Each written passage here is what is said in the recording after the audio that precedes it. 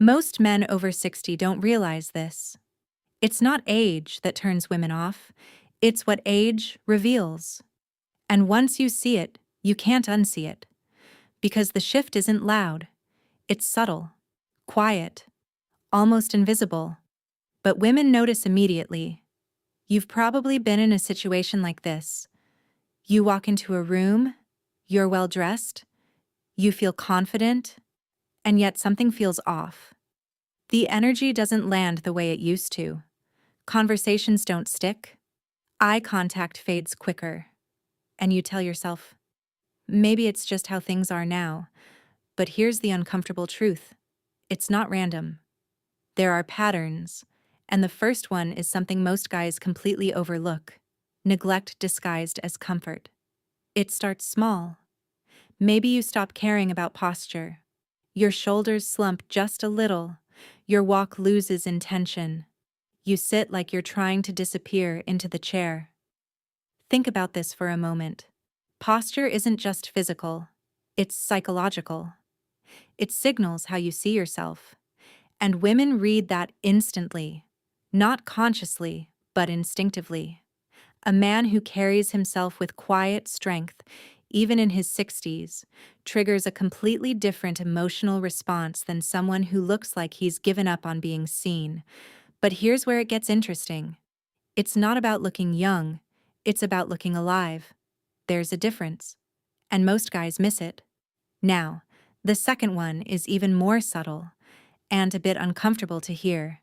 It's rigidity, not physical stiffness, mental rigidity. You've probably heard someone say, "That's just how I am." Sounds harmless, right?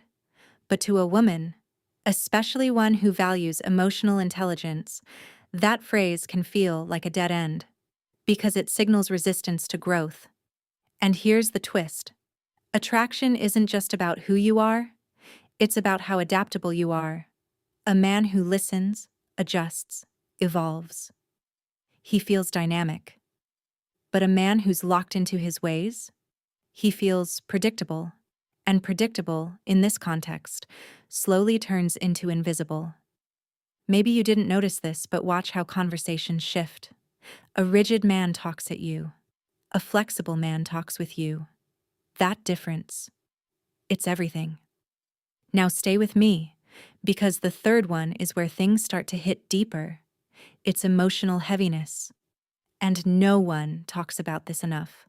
Life adds weight, experiences, regrets, losses, they build up. And over time, some men carry that weight into every interaction. It shows in the tone, the pauses, the way they respond. You can feel it. And here's the part that's hard to accept.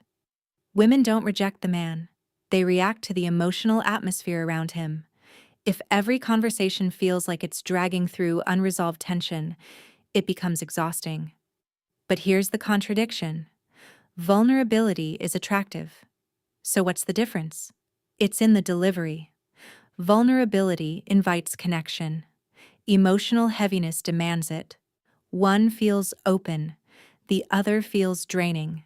And women instinctively move toward what feels light, not what feels like a responsibility. Now, before you assume this is all surface level, the fourth one flips the entire perspective. It's lack of curiosity. This one is dangerous because it hides in plain sight.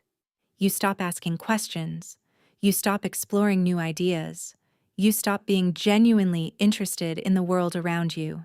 And slowly, without realizing it, you become predictable in the worst way. Let me ask you something. When was the last time you were genuinely curious about someone else's perspective? Not just listening, but actually intrigued?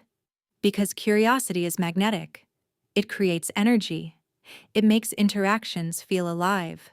Without it, conversations feel flat. And women pick up on that instantly.